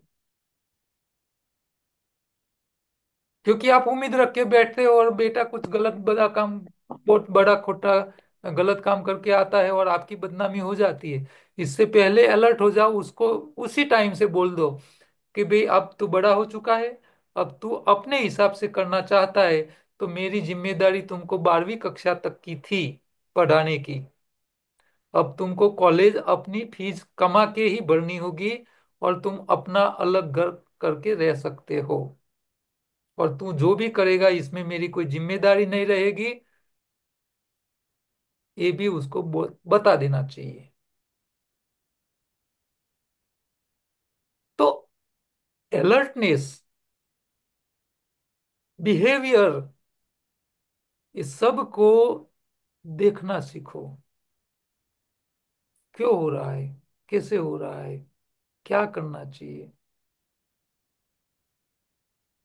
लोगों के जीवन में जो घटनाएं होती है उसमें से भी आप सीखते रहो। ऐसा मत मानना कि वो घटना उनके घर हुई है, मेरे घर नहीं हो सकती, मेरा बेटा ऐसा नहीं कर सकता। ये आपकी जो मानसिकता है, वो आपका ही बेटा कभी गलत कर सकता है। ऐसे ओवर कॉन्फिडेंस में भी मत रहो। ओवर कॉन्फिडेंस में तब रहो जब मैंने बोला ना कि वो बेटा, उनका मोबाइल का लोकेशन आपको 24 घंटे कभी आप चेक कर सकते हो, कभी भी चेक कर सकते हो, ऐसे काम के लिए वो राजी हो, तो आप ओवर कॉन्फिडेंस से कह सकते हो कि मेरा बेटा कहीं कुछ गलत नहीं करेगा। जो आपको मना कर रहा है, तो आपको उसी टाइम से अलर्ट हो जाना चाहिए कि वो अपने कंट्रोल में नहीं है। तो कई लोगों को अपने बच्चों की बिहेवियर से भी मानसिक बीमारी, तनाव, डिप्रेशन है। और आजकल देखिए, बुजुर्ग लोग ज्यादातर जो 50-60 की उम्र वाले जितने भी लोग हैं, सेवन सीनियर सिटीजन है, वो एक फरियाद ज्यादातर करते हुए मैंने सुना है, आजकल के बच्चे हमारी सुनते नहीं है। जो व्यक्ति ऐसी फरियाद करता हो, वो रियल में दुखी है, क्योंकि उनकी बात कोई सुनता नहीं है, उनके घर वाले सुनते नहीं है। क्यों नहीं सुन रहे भाई? आपके बेटे आपकी बात नहीं सुन रहे, तो आपने आपके बेटों को क्या सिखाया? आपकी जिम्मेदारी थी। आपका बेटा आपकी नहीं सुन रहा है, तो फिर किसका सुन रहा है? तो बेटो, आपके घर के जो छोटे बच्चे हैं, वो आपकी बात सुने, आपको सुने कम से कम। आपकी मांग सही है गलत है वो तो चर्चा का विषय होता है, लेकिन कम से कम वो सुनना चाहिए। और सुनने के बाद आप सही हो या गलत हो, उसका वो अपने हिसाब से आपको कुछ जवाब भी देना चाहिए कि भाई आपकी सोचे गलत है, मैं ये मानता हूँ, आप ये मानते हो। लेकिन वो चर्चा का विषय होना चाहिए, चर्चा तो होनी चाहिए, लेकिन सुनेगा ही नहीं तो वो बहुत बड़ी समस्या है। तो ऐसे बच्चे न पैदा हो जाए, इसके लिए, और हो गए हैं, तो बच्चों को अभी से बच्चों के अंदर एक नया गुण ऐड करने की जरूरत पड़ेगी आपको, और वो है पैशन। धीरज का गुण आप आपके बच्चों में डाल दोगे, तो ऐसी समस्या बड़े होने के बाद नहीं आएगी। धीरज का मतलब है कि आप कुछ भी बोलोगे तो वो पहले आपको सुन लेगा। जहां किसी की बात सुन ली जाती है ना, वहां आधे प्रॉब्लम अपने आप खत्म हो जाते हैं। और जहां किसी की बात सुनी नहीं जाती है ना, बात छोटी होती है, कोई वैल्यू नहीं होती है, लेकिन बात सुनी ही नहीं जाती है ना, वहां ही बात समस्याएं खड़ी होती है। उनके फैमिली में सबसे ज्यादा प्रॉब्लम है। अब सुनेगा नहीं, बात कितनी बड़ी है छोटी है वो सुनेगा तो पता चलेगा। अब जहां सुननी ही नहीं जाती, तो वहां पता कैसे चलेगा ये कितनी बात बड़ी है छोटी है? पता ही नहीं चलेगा। तो बेटो, छोटे बेटों को धीरे धीरे चबा चबा के खाने की आदत डलवा दीजिए। वो बच्चे पैशन वाले हो जाएंगे, धीरजवान हो जाएंगे। आप जब भी कुछ बोलोगे, कोई व्यक्ति वडील बोलेगा, टीचर बोलेगे, तो वो ध्यान से सुनेंगे। और सुनेंगे तो उसके माइंड में उसके ऊपर कुछ सोच भी चलेगी, कुछ थिंकिंग भी चलेगा कि भी क्या कह रहे हैं मेरे पेरेंट्स, मेरे टीचर्स क्या कह रहे हैं, मेरे वडील क्या कह रहे हैं, उसके ऊपर थोड़ा भी सुनेगा, सोचेगा। सुना होगा तो सोचेगा। आजकल के बच्चे सुनते ही नहीं है। सबसे बड़ी समस्या सुनते ही नहीं है। सुनेगा तो कुछ सोचेगा ना। पहले सुनने चाहिए, और बच्चे आपकी सुने, इससे पहले आपको बच्चों को सुनना पड़ेगा। आप खुद सुनने की आदत में होगे तो आपके बच्चे आपको भी सुन पाएंगे। तो ये ड्यूअल है, आमने सामने दोनों का प्रतिबिंब है। बेटा, बाप बेटे का सुनता होगा, तो बेटा भी बाप का सुनेगा।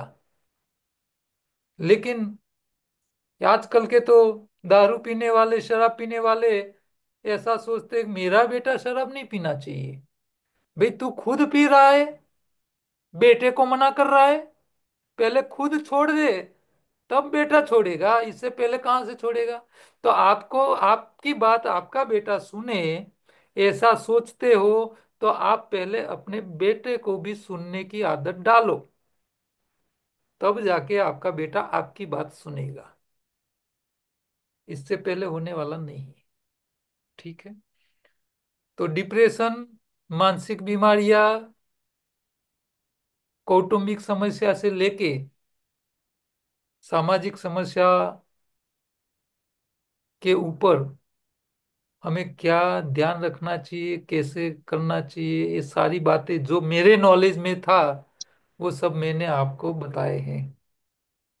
हो सकता है कोई बात में मैं गलत भी हो सकता हूँ, मैं 100% सही हूँ ऐसा नहीं मानना है आपको।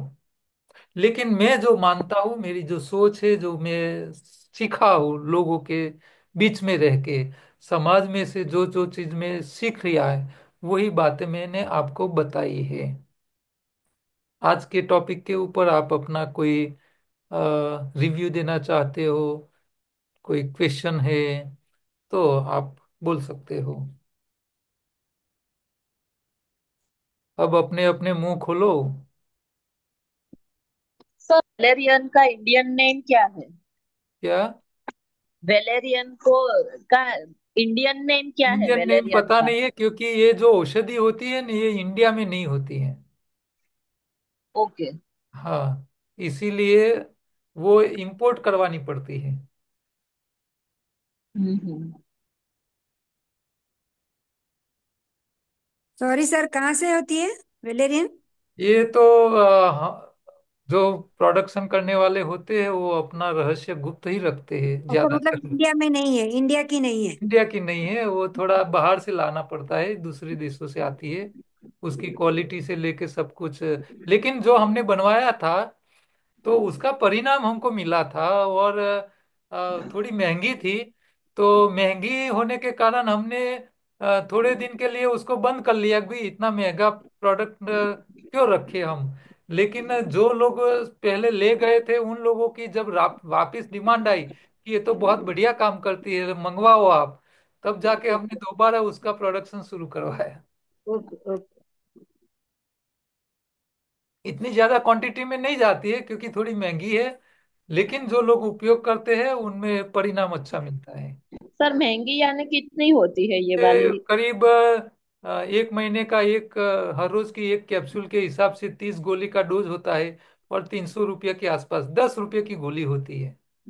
अच्छा। ऐसी महंगी नहीं है कि भाई 10 रुपया तो पान मसाला खाने वाला भी 20 रुपये का गुटखा खा जाता है।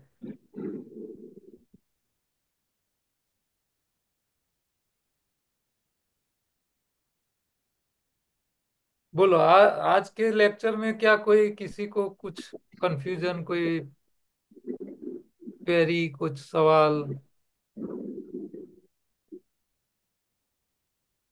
बच्चों से लेके बुजुर्ग को, घर वाले को खास संभाल के रखो, बहनें खास ज्यादा है हमारे बैच में। कोई भी आप काम घर में करने के लिए बोलो, कि भी फर्नीचर करना है, कोई नई चीज खरीदनी है, नए कपड़े लाने हैं, अवसर प्रसंग के लिए खर्च करने का बजट तय करना हो, तो पहले अपने घर वाले को ये पूछो कि भी आपका धंधा कैसा चल रहा है, क्या ये खर्चा हम करने के लिए रियल में कितने कमा रहे हो, आपका कोई लोन बोन के जो हफ्ते हो रेगुलर पेड हो रहे हैं कि नहीं हो रहे। ये सब चेक करने के बाद ही डिमांड रखो कि भी इस साल हम गाड़ी बदलेंगे, बच्चों के लिए नया बाइक लेना है, या जो भी करना है। पहले अपनी आर्थिक स्थिति को अपने नजर में ले आइए, रियलिटी चेक करो, फिर कुछ नई बात के लिए डिमांड अपने घर वाले के सामने करो। क्योंकि घर वाला घर वाले को खुश रखने के लिए जुगाड़ भी कर लेता है, और फिर फंस जाता है। तो सर हम जिस समाज में रहते हैं, क्या आर्थिक समस्या डिप्रेशन के लिए जिम्मेदार नहीं है? है ना, मैं यही तो कह रहा हूँ कि क्योंकि भाई हम जिस आपकी समाज में रहते हैं, जिंदगी हमें जीते समाज के आते, हिसाब से करना पड़ेगा। नहीं नहीं नहीं नहीं, ये बात गलत है। समाज को देख के आप सब कुछ करने जाओगे न तो फंसोगे। समय पे ना कहने की आपको ताकत होनी चाहिए कि भाई आपके समाज में रीति रिवाज है कि भाई धूमधाम से शादी करनी है, लोग कर रहे हैं, लेकिन आपकी पहुंच नहीं है, इतने पैसे नहीं है, आपको किराए पे पैसा लेके कर्ज करके जो करने का हो, तो आपको रुक जाना चाहिए और लोगों को बोल देना चाहिए मैं मंदिर में जाके शादी करूंगा और वैसा ही संबंध ढूंढूंगा जो मंदिर में आके करने के लिए राजी हो। मुझे ऐसे अपने आप की पूरी जिंदगी कर्ज को चुकाने के लिए जिंदगी नहीं बितानी है।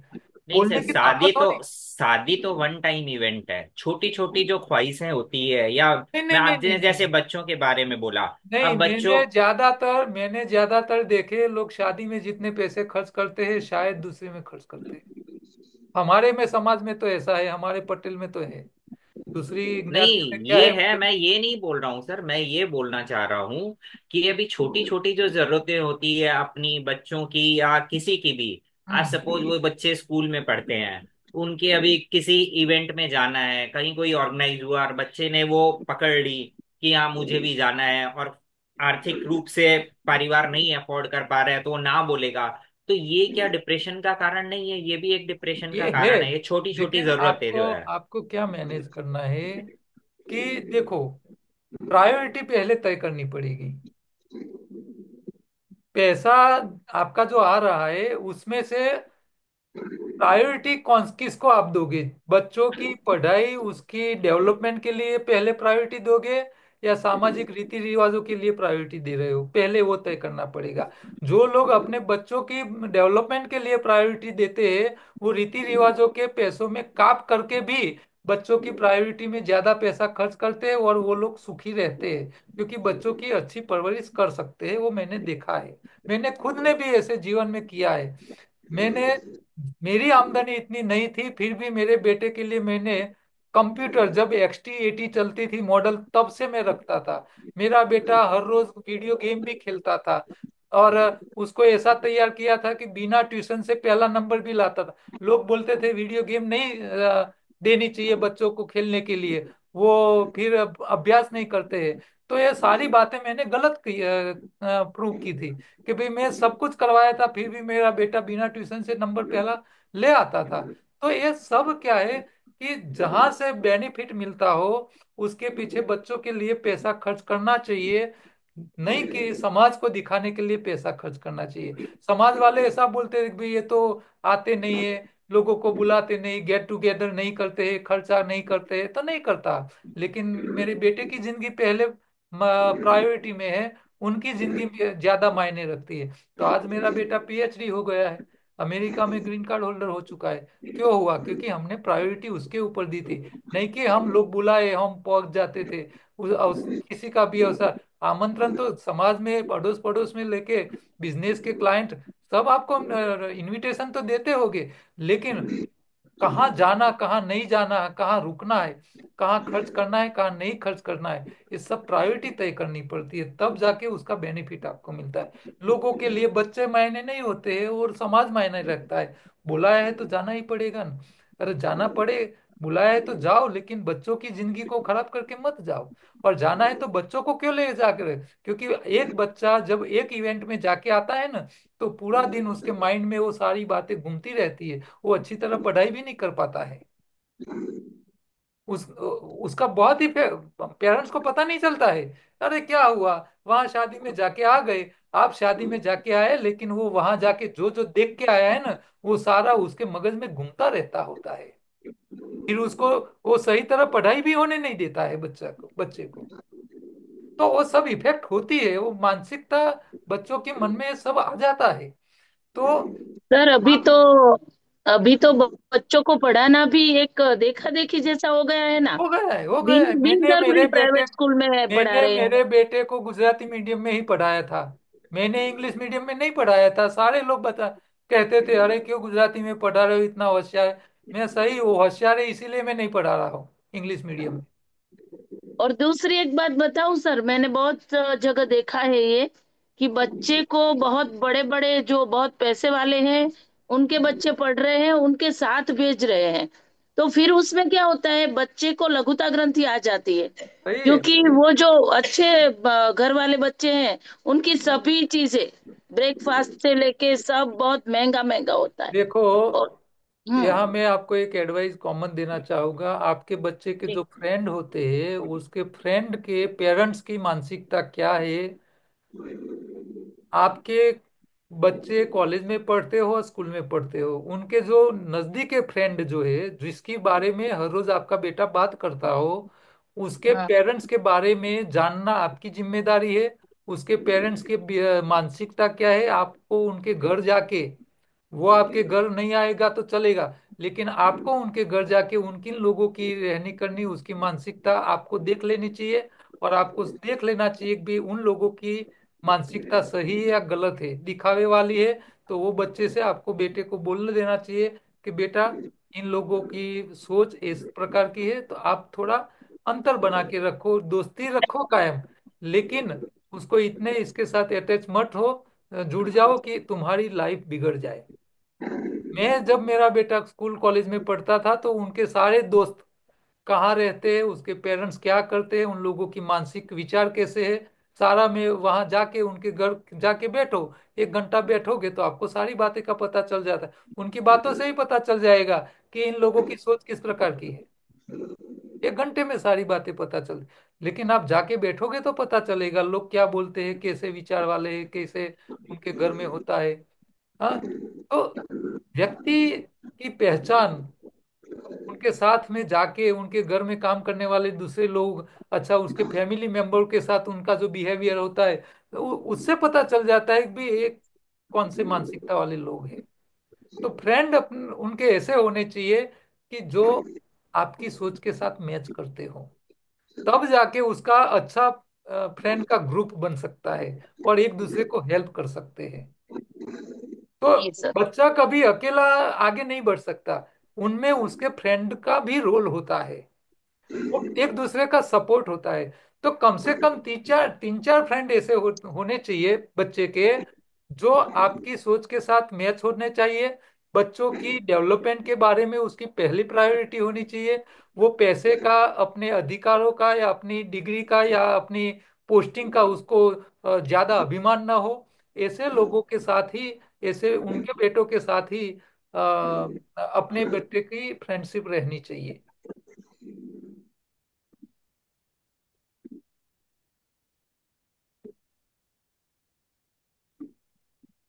बोलिए और कोई। जीवन में हर डगले और पगले, हर रोज आपको नया नया सीखना पड़ता है। लोगों की जीवन में होने वाली घटनाओं से में भी आपको सीख लेना पे उनके साथ ये क्यों हुआ, इसके पीछे क्या वजह थी। वो घटना आपके घर में कभी हो सकती है क्या। तो रिलेशन से लेके, बच्चों की जिंदगी से लेके, बिजनेस से लेके, नौकरी धंधे से लेके, सामाजिक रीत रिवाजों से लेके, सब जगह आपको थोड़ा अपने माइंड को ओपन रखना जरूरी है। और कुछ भी नया सीखने के लिए कहीं भी जाके पहले बोलने का बंद रखो। कहीं भी जाओ तो आपको बोलना नहीं है, आपको सिर्फ सुनने का होता है। आपको देखना है, मार्किंग करना है कि भी उनके घर गए थे, आप शांति से बैठ के आओ, आप मत बोलो, ज्यादा बोलने की जरूरत नहीं है आपको, लेकिन वो लोग जो बोल रहे हैं उसको सुनो। उनके बोलने में क्या भाव आ रहा है, वो कौन कौन सी सोच वाले हैं, वो आपको वहां जाके सीखने का था। आपको उन लोगों को सिखाने की जरूरत नहीं है कुछ। ज्यादातर लोग क्या करते हैं, वहां जाके सिखाने बैठ जाते हैं, तो वो उन सामने वाले का कुछ समझ के आ ही नहीं सकते कि भी उनकी क्या हालत है। आप उनकी हालत चेक करने लेके गए हो, आप अपनी हालत बताने के लिए नहीं गए हो। आपकी जरूरत है, आपको वहां जाके सीख के आना है। तो जब सुनने की आदत हो जाएगी ना, तब आप कुछ सीख पाओगे, इससे पहले आप सीख नहीं पाओगे। मौन रहो। दूसरी जगह गए हो, सामने वाला जब तक आपको कोई सवाल ना करे, तब तक मत बोलो। उन लोगों को सुनते रहो। सुनने से उन लोगों की क्या हालत है, कैसे जी रहे, क्या सोच रहे, सब पता चल जाएगा।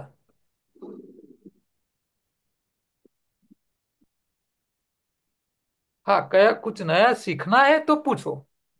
इसीलिए गुजराती में कहावत है, पूछता पंडित थवाए। आपको कोई समस्या है, उसका कोई समाधान नहीं मिल रहा है, तो आप 10 व्यक्ति को पूछो, एक ही सवाल 10 व्यक्ति को पूछो, और 10 लोग जो जवाब दे रहे हैं उसके ऊपर सोचो कि भाई उन्होंने ये जवाब दिया, उन्होंने ये बोला, उन्होंने ये बोला, इन्होंने लिया, इसमें 10 में से किसका जवाब लॉजिकल लगता है, तो फिर आपको सोचना पड़ेगा। और जिसका जवाब आपको लॉजिकल लगे उसी रास्ते पे आपको चलना चाहिए। लेकिन एक व्यक्ति को मत पूछो, कम से कम 3 व्यक्ति को तो पूछो। मिनिमम 3 व्यक्ति को पूछो, कोई भी काम करने से पहले 3 व्यक्ति की राय ले लो। घर में शादी करनी है तो 3 व्यक्तियों की राय ले लो। हाँ, 3 व्यक्ति आपके समाज वाले नहीं होने चाहिए, पहली बात। तीनों व्यक्ति अलग अलग समाज के होने चाहिए, और तीनों व्यक्ति अपने हिसाब से जो बोल रहे हैं उसको सुनना चाहिए, उसका लॉजिक क्या कह रहा है, वो क्यों कह रहे हैं, उसको समझने का प्रयत्न करना चाहिए। इसीलिए आपके फ्रेंड में एक बनिया होना चाहिए। विपुल भाई शाह, તમે જૈન છો? एक बनिया होना चाहिए। વૈષ્ણવાણી વૈષ્ણવાણી વૈષ્ણવ હોય કે જૈન હોય, તો એક વાણિયો હોવો જોઈએ। વાણિયાની સલાહ હંમેશા સારી જ હોય।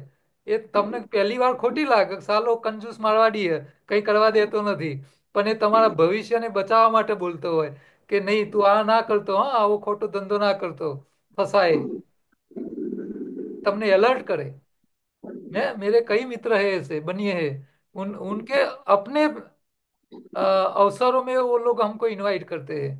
ज्यादातर बनिए दूसरे कास्ट वाले को, चाहे व्यापारी भी होगा ना, कितना भी पैसा कमा के देता होगा, वो अपने अवसर में नहीं बुलाएगा। लेकिन मेरे ऐसे दोस्त है, वो लोग हमको भी इनवाइट करते हैं, हम जाते हैं। तो उन लोगों की जो सोच है, वे सब जगह व्यवहारिकता देख के काम करो, जरूरत के हिसाब से काम करो। सर और ये ग्रुप पूरा अलग अलग का ही है। कभी ऐसा कभी ऐसा काम नहीं करो कि आपकी नींद हराम हो जाए। हाँ, लोग बोलेंगे कि भाई उन्होंने कुछ नहीं किया है ना, भले नहीं किया, चलेगा। मेरे बेटे की शादी में मैंने घर के आगे मंडप नहीं लगाया था, बोलो, फिर भी मेरे बेटे की शादी मैंने की थी। सब लोग बोल रहे थे घर पे मंडप नहीं किया है और शादी करने निकला है, तो आपको आना है तो आने का, आपको नहीं अच्छी लगती है तो मत आना मेरी शादी में, मेरे घर बेटे की शादी में। मैं क्यों खर्च करूं, मैं लाखों क्यों बगाड़ू? मैंने लाखों बिगाड़े होते ना, तो मैं आज आपके सामने यहाँ बैठा भी नहीं होता। क्यों? क्योंकि वो पैसे के लिए मैं आज भी भागता होता। आपके आपको ये मौका ही नहीं मिला होता, ये नॉलेज लेने का। क्यों? क्योंकि मुझे पैसे के पीछे भागना पड़ता। मैंने दूसरे का देख के किया होता। मैं इंजीनियर था, मेरी घर वाली कई बार बोलती है,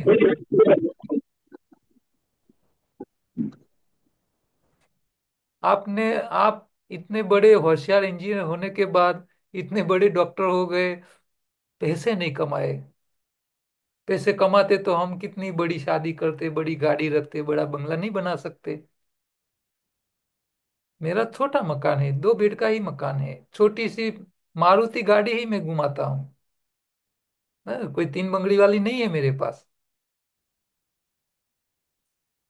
ये नहीं है इसीलिए आपके साथ में बैठा हूँ। ये होती तो मैं वो अपनी प्रॉपर्टी को संभाल के रखने के लिए ही पूरी जिंदगी खत्म कर लेता। नया कुछ सीखने का मौका भी नहीं मिलता मुझे, और सीखा नहीं होता तो आपके सामने बैठा नहीं होता। तो सब जगह शर्म मत रखो। छोटे हैं तो छोटे बोलो कि भाई मैं तो छोटा आदमी हूँ, आप मुझे मत बुलाओ। बड़े लोगों को आप बुलाओ, मेरा काम नहीं है, मैं तो छोटा आदमी हूँ। जहां आपकी नॉलेज का वैल्यू ना हो ना, वहां आपको बड़ा होने का कभी प्रयत्न नहीं करना। हमारे यहाँ हमारे पास डॉक्टर आते हैं। आज भी एक राजस्थान का डॉक्टर, एमडी डॉक्टर अभी शाहीबाग सेंटर पे दोपहर को आके गया, स्पेशल आया मेरे मेरे को मिलने के लिए। उनका फैटी लीवर की समस्या थी। एमडी एलोपैथी में, एमडी में मेडिसिन डॉक्टर आके गया। और मैंने उसको बताया कि भी इस तरह ये हमारा सोच है, हम ये मानते हैं, इस तरह करोगे तो तुम्हारी प्रॉब्लम सॉल्व हो जाएगी। तो कॉन्फिडेंट में आ गया, आपकी बात सही है, हो जाएगा। और खुश होके गया। मेरी फैमिली में जितने भी कुटुंब वाले हैं सारे लोग बीमार हैं। क्यों? क्योंकि हमारे पटेल में एक स्वभाव होता है, पटेल कभी किसी को सुनता नहीं है। वो कहीं भी जाएगा तो वो सुनेगा नहीं, वो बोलना शुरू कर लेता है, सामने वाले को कभी सुनता नहीं। आपको सीखना है तो पहले सुनने की आदत डालो, सुनोगे तो सीख पाओगे। मैं आपके आगे बोल रहा हूं, लेकिन ये तब बोल रहा हूं क्योंकि मैंने लाखों लोगों को सुना है, लोगों की स्थिति को सुना है, उन लोगों के जीवन में क्यों हुआ, कैसे हुआ, किस तरह हुआ, वो अपने जीवन में कैसे परिवर्तन लाए। लोगों को सुन सुन के, लोगों के साथ बातें करते करते, वहां से सीखते सीखते, ये सब मैं बोल पा रहा हूँ।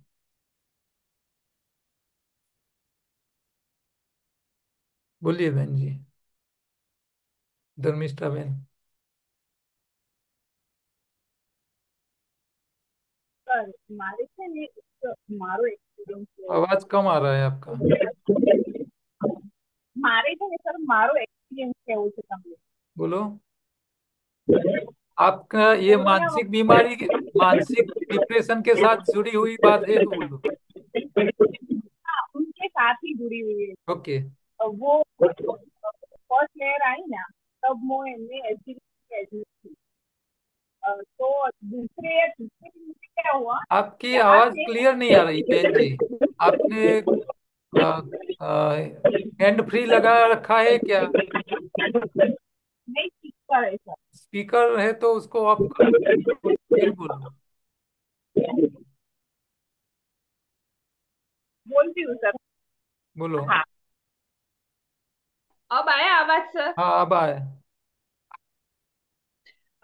जब मैं कोरोना में एडमिट थी ना सर तो पहली लहर थी ना तब मुझे एडमिट किया था तो दूसरे या तीसरे दिन मुझे क्या हुआ यहाँ से वो क्या हृदय का जो धक धक धक आवाज आती है ना हम्म। तो यहाँ से फील यहाँ तक होने लगी मैं सो ही नहीं पा रही थी लेकिन हम्म। कुछ भी करके उन्होंने नींद की दवाई दी ऐसा कुछ दिया और वो उस टाइम ठीक हो गया बाद हम्म। में मुझे तीसरी जब लहर आई तब मेरी बच्ची और मुझे फिर से हुआ और हम्म। तब तीसरी लहर में सर वही जो पहली लहर में हुआ था ना वो होने लगा हम्म। तो मैं पूरा डिप्रेशन में आ गई थी कि ये क्या हो रहा है मुझे बार बार हम्म। नींद नहीं आ रही 15 दिन या 20 दिन तक तो लगातार मैं सो ही नहीं थी सर हम्म। बाद में मैंने एक डॉक्टर की दवाई ली एलोपैथी मगज के डॉक्टर को दिखाया कि ऐसा क्या हो रहा है मेरे साथ तो हम्म। उन्होंने मुझे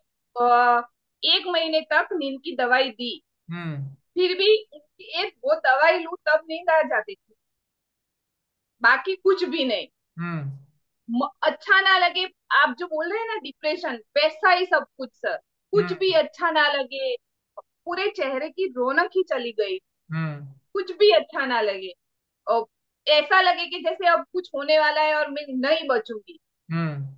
लेकिन अचानक से जब आप बोल रहे हैं ना कि थोड़े धार्मिकता के साथ थोड़े एक झुक जाए तो कुछ हो सकता है उस दिन मुझे याद आया मैंने बचपन में एक भगवत गीता पढ़ी थी हमारे यहाँ के मैं सिंधिया की हूँ महसाणा डिस्ट्रिक्ट हम्म। हमारे यहाँ के एक है भूपेंद्र पंड्या करके भागवत कथाकार है उनकी भागवतामृतम की एक बुक है सर मैंने वो पढ़ी पढ़ी मतलब कैसे पढ़ी मुझे मेरी ये बीमारी ठीक करनी थी सर वो हम्म। दवाई से नहीं भगवान की कृपा से ही ठीक करनी थी अब हम्म। दवाई खाकर मुझे इतना मैं इरिटेट हो गई थी ना तो मैं हर रोज क्या करती थी 2 पेज भगवत गीता के पढ़ती खुद पढ़ती और पूरे फैमिली मेंबर को सामने बिठाती हम्म। मैं बोल रही हूँ, आप सुनो, कुछ भी समझ में ना आए तो भी सुनो। हम्म। मैंने पूरा पूरा किया सर। और हम्म। भागवत बुक बुक पूरी हुई और वो डिप्रेशन भी चला गया मेरा। सही है। ये ये मेरा आपका, एक्सपीरियंस। हाँ, ये एक्सपीरियंस सही है, आप कुछ गलत नहीं बोल रही हो। ये सब जो चीजें है उसको प्रूव करने के लिए हमारे पास मशीन नहीं है। परिणाम मिलता है लेकिन वो प्रूव करने के लिए मशीन नहीं है। इसीलिए साइंस वाले पढ़े लिखे लोग मानते नहीं है। लेकिन ये सब सही है। आज ही न्यूज़पेपर में था कि भुज के कोई डॉक्टर थे, भुज या वहाँ के आगे के कोई सिटी के थे। वो वहाँ जाके आए कुंभ के मेले में। वहां से पानी भर के आए थे नदी का। कुंभ के वहां जहां से स्नान किया वहां से पानी भर के आए थे। और वो खुद डॉक्टर थे, एलोपैथी के डॉक्टर थे। तो उन्होंने घर आके लेबोरेटरी में चेक करवाया। तो कुंभ का पानी चेक करवाया और उनके घर घर में जो नल का पानी आ रहा था उसको भी चेक करवाया। तो उनके घर के जो पानी था नल का, उसमें बैक्टीरिया और गंदगी मालूम हुई। और जो कुंभ में लाखों करोड़ों लोग स्नान करते हैं, वही पानी लेके आए थे, वही पानी चेक करवाया। तो उसमें उनको पूरी 100% प्योरिटी मिली। कैसे संभव है? लेकिन ये डॉक्टर ने खुद प्रूव किया, टेस्ट करवाया, उसका न्यूज़पेपर में आज रिपोर्ट भी था। आज के ही न्यूज़पेपर में था, दिव्य भास्कर में। क्या बता रहा है? गंगा को कोई गंदा नहीं कर सकता। सीधा हिसाब है। और ये तो साइंटिस्टों ने भी प्रूव करके रखा है कि गंगा के पानी में ऐसा कुछ जादुई है शक्ति जो उसको नहीं बिगाड़ सकता। चाहे लाखों लोग उसमें स्नान करें, जो भी है कुछ भी करे। तो ये अलौकिक जो धार्मिक बातें हैं हमारे सनातन संस्कृति, उसके ऊपर हमको भरोसा करना चाहिए। और ये जब आप पॉजिटिव साइड लेके भरोसा करके कुछ करोगे ना, तब जाके फल मिलता है। आप नेगेटिव सोच रखो और फिर माला घुमाओ को, तो कुछ नहीं होने वाला है। तो घर के अंदर धार्मिकता भी चाहिए, चैरिटी की विचारसरणी भी होनी चाहिए, शरीर के साथ जुड़ी हुई चीजों को त्याग करने की, यानी क्योंकि शरीर के साथ सबसे ज्यादा चिपका हुआ है भोजन, उसको छोड़ने की ताकत यानी उपवास की आदत। ये तीनों ही आपके जीवन में शांति दे सकते हैं, सुख दे सकते हैं। सर अभी टाइम है तो मैं मेरी एक बात करूं जो मुझे शॉर्ट चमत्कार में जैसा। कीजिए, शॉर्ट में जो कहने का रियल हार्ट है वो बोलिए। हाँ, तो मैं आपको बात करूं चमत्कार की। जैसे मैंने मेरे जीवन में बना और मुझे ऐसा लगा कि एक चमत्कार है। जैसे कि मेरी शादी हुई ना, उसके बाद 1 साल के तुरंत बाद मुझे बहुत प्रॉब्लम हुई और हम हस्बैंड वाइफ को अलग हो जाना पड़ा। हम्म। मेरे ससुर ने ऐसा बोला कि आप अलग हो जाओ। हम्म। लाइफ में अगर जिंदगी रही तो फिर आप मिलना और साथ में रहना। तो ये डिसाइड हुआ, फिर हम अलग हुए। अलग हुए ना तो मैं, मेरी बेटी तब 3 महीने मेरे पेट में थी। और फिर मैं मायके में आई। तो फिर उनका कोई नहीं आंसर आया, कुछ नहीं। कितने साल निकल गए, बेटी तीसरी कक्षा में आ गई या हम्म। चौथी में। तब हम्म। तक क्या हुआ था सर, 98 में मेरी शादी हुई थी, हम्म। 98 में। तो उस हम्म। टाइम मोबाइल नहीं थे। और हम्म। मुझे बोला गया था घर से कि आपको अगर बात करनी है, मेरे हस्बैंड ने तो कोई बाहर एक जगह दी थी कि वहां पे कॉल कर लेना मेरे से। तो हम्म। वो मेरे से ऐसा सही नहीं था कि मैं करूं। तो हम्म। मैंने बात ही नहीं की, फिर हमारी बात ही नहीं हुई। और हम्म। फिर जाके उनका मोबाइल का मुझे ऐसी सूचना मिली कि उनके पास अभी फोन है। जैसे सामाजिक पता चलता है ना हमें हाँ, हाँ, हाँ। कि अभी तो ऐसे रह रहे, ऐसे रह रहे, ये हम्म। सब। हम्म। तो कोई मेरी चाची है, उन्होंने एक ट्राई की कि हम हम्म। नंबर ढूंढते हैं। हम्म। तो उन्होंने नंबर लाके मुझे दिया, तो मुझे तो हम्म। पता नहीं था उनका ही होगा। हम्म। तो मैंने ट्राई किया, लेकिन नंबर लगा ही नहीं, लगा ही नहीं, 15 दिन नहीं लगा। हम्म। मुझे आज भी याद है, भाद्रपद महीने का जो जलजीलनी एकादशी आती है ना सर, हम्म। उसी दिन हमारे गांव में एक रीति रिवाज होता है कि भगवान को वापस लाते हैं स्नान करवा के, और एक दिन किसी का घर में रहते हैं और फिर मंदिर में जाते हैं, ऐसा कोई हम्म। एक है रीति रिवाज। तो उस टाइम कथा करते हैं सत्यनारायण की। हम्म। तो मैं सत्यनारायण की कथा में गई और वहां पे मैं बैठी, हम्म। जबकि मैं 15 दिन से कॉल कर रही थी, हम्म। लेकिन लग नहीं रहा था। हम्म। तो मैंने वहां बैठे हुए ईश्वर को प्रार्थना की, हम्म। अगर घर जाके मैं तुरंत ट्राई करूंगी, मेरा कॉल लग गया, तो मैं मान लूंगी ईश्वर आप है। और हम्म। मानो जैसे मैं रोई, जो हम्म। 10 साल का जिसका होता है उसकी हालत क्या होती है, सही है। तो वैसे मैंने किया। और फिर मैं घर आई, जैसे ही सर मैंने कॉल लगाया ना, तो तुरंत उनसे मेरी बात हो गई।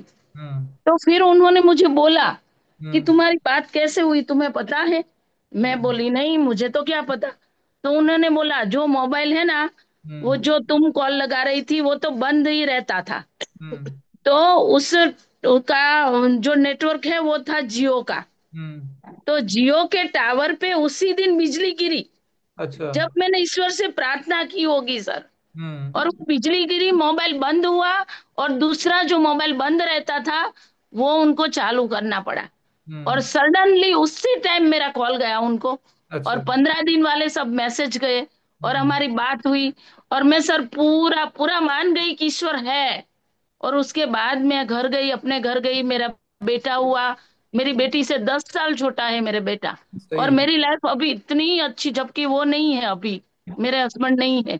वो बहुत बड़ी कहानी है, बहुत दर्दनाक कोई बात है, नहीं। लेकिन नहीं है। लेकिन पर यहाँ ये चमत्कार है सर। कहने का भाव क्या है कि जब हाँ, जब हम ईश्वर को आगे रख के कुछ काम करते हैं तो जरूर हाँ, ईश्वर हेल्प करने के लिए किसी को तो भेजता है। क्योंकि उस टाइम सर पोजीशन ये हो गई थी, समाज भी कुछ नहीं कर सकता था, कोई कुछ नहीं कर तो सकता था। जहाँ अच्छा काम करना है, अच्छे भाव के लिए करना है, गलत काम के लिए नहीं करना है, तब वहाँ ईश्वर का मदद आपको मिलता रहता है, उसमें कोई दो राय नहीं है। वो हमारे जीवन में भी हमने कई बार ऐसा महसूस किया है कि जहाँ कहीं रास्ता नहीं हो, हमको पता हो कि भी अब तो सारे रास्ते बंद है, फिर भी कहीं से आशा का किरण खुल जाता है और अपना काम हो जाता है। तो ये सब आस्था का विषय है। लेकिन ईश्वर को आगे रख के हम सुबह में उठे, पूरे दिन ईश्वर के लिए ही काम करें, ऐसा भाव करके जब आप जियोगे, तो मैं नहीं मानता हूँ कि आपके जीवन में दुख आए। तो हमारा ये योगाहार का विषय ही आपको जीवन को बैलेंस करके जीने के लिए ही सिखा रहा है। और उसी के ऊपर आप फोकस करके जब जियोगे, तो आपकी जीवन में सुख शांति और आनंद रहेगा। इसमें ऐसा नहीं है कि भाई सुख इसी को मत बोलना कि भाई बड़ा बंगला हो, बड़ी गाड़ी हो, बड़ी सुंदर बीबी हो, ये सब सुख नहीं है। सुख ये है कि आपको आत्म संतोष होना चाहिए। आप आपको आत्मसंतोष ही सबसे बड़ी सुख है।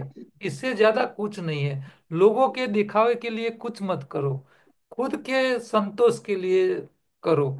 और अपने शरीर को संभाल के रखो, बीमारी अपने शरीर को छू नहीं करनी चाहिए। अपने घर के बेटे बेटियां संस्कारी होनी चाहिए, उनके मुंह से कभी गलत शब्द नहीं निकलने चाहिए, झगड़ा नहीं होना चाहिए। तो ये वातावरण पेरेंट्स के हाथों में है। और पेरेंट्स जब बच्चों को अच्छी आदतें डलवाते हैं, तो ये वातावरण बनता है। और जब ये भाव होता है, भक्ति भाव, ये सब अच्छे कर्म की सोच रहती है, तो भगवान आपके घर बच्चे भी ऐसे ही बेचता है, जो आत्माओं को बेचता है वो आपके जीवन में आपको हेल्प करे इसे। तो आज काफी लंबा हो चुका है अपना लेक्चर। सर सर एक मानसिकता। जी। क्वेश्चन है। जी। जी। जी। सर कभी ऐसा होता है कि कुछ केमिकल की ब्रेन के लिए जो केमिकल हो वो कम हो, उसकी वजह से भी हाँ, डिप्रेशन आता है? वो होता है, वो सबसे बड़ा रोल है। क्योंकि आपका जब भोजन सात्विक नहीं होता है, तब ये डिप्रेशन के लिए जो केमिकल्स, जो एंजाइम्स या जो भी लिक्विड मगज के अंदर पैदा होना चाहिए, जब वो नहीं होता है, तो भी उसकी समस्या बढ़ती है। तो भोजन बदलने से, भोजन सात्विक होने से ऐसी जो केमिकल के लोचे के कारण जो समस्याएं खड़ी होती है उससे आप बच सकते हो। तो और भोजन सही एज होना की बहुत वजह से जरूरी है। और भोजन एज ही की वजह सारी से हो तो समस्याओं की जड़ है। और एज की वजह से हो तो वो एज भी का तो भोजन से ये तो ठीक हो कॉमन जाता है, है। क्योंकि व्यक्ति जब उम्र होती है तो उम्र के साथ तो होने वाला है, उसमें कोई छूट नहीं सकता।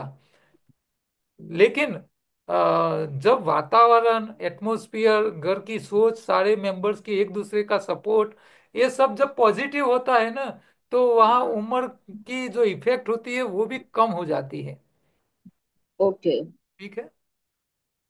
ओके। तो आज ठीक है सब सर, लोगों समझ का में आया। धन्यवाद। हम्म। टॉपिक काफी लंबा चला हमारा। यहाँ मानसिक बीमारी के लिए डीप ब्रीदिंग की प्रैक्टिस सबसे ज्यादा काम आती है, वो सबसे अच्छी प्राणायाम। उसकी ट्रीटमेंट है। हाँ, स्लो मोशन में श्वास इनहेल करना, स्लो मोशन में श्वास को एक्सहेल करना। हाँ, हो सके तो कुंभक भी कर सकते हो। तो धीमी गति के श्वास की प्रैक्टिस आपके जीवन में आपकी इंद्रियों की गुलामी में से छूटने में काफी मदद कर सकता है। उसका इतना ही सारांश है ज्यादातर। ठीक है। आप सब लोगों का धन्यवाद। अगले मंगलवार को दोबारा मिलेंगे, बुधवार को। ठीक है। ओके। धन्यवाद। ओके, धन्यवाद। Thank you sir. Thank you sir. Thank you.